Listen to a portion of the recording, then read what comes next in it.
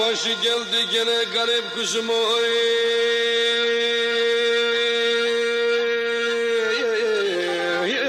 Dağları çamdalar, kugalar parim, garip anam, dertli yavrum, kelala beni.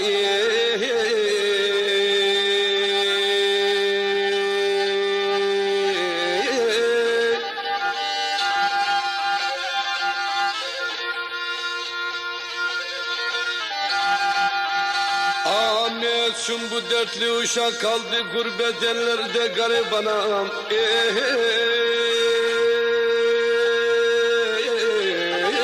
Dağları çamdalar, kugalar parim.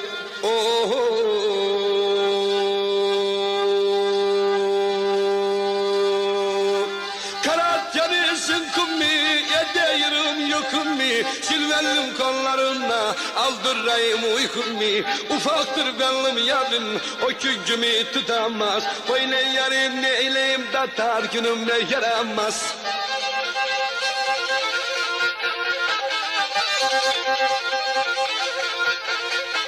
Ufaktır benim yarım, o desteği tutamaz. Ufaktır benim yarım, o küncümü tutamaz. Neyleyim böyle yarı da tarkınıma yaramaz. Yarı yolladım işe, dayanlanmaz güneşe. Yürü bulutum yürü, gölgede güneşe. Yeşil çiçekler gibi çimenlerde bideyim. Kara günlere geldim, ağlam ne edeyim. Gidi yalan dünya, böyle mi kalacaksın?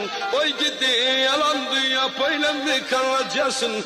Ermeni kâr kızı, canımı alacaksın. Kâr Ermeni kızı, canımı alacaksın, canımı alacaksın.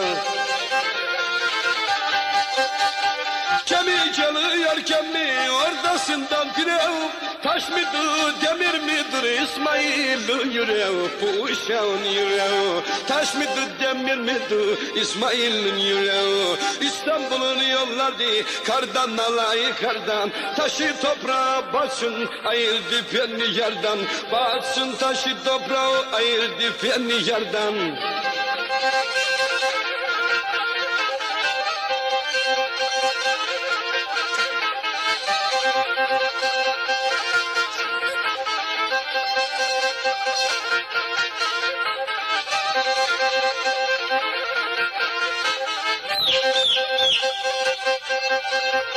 Hey hey hey hey.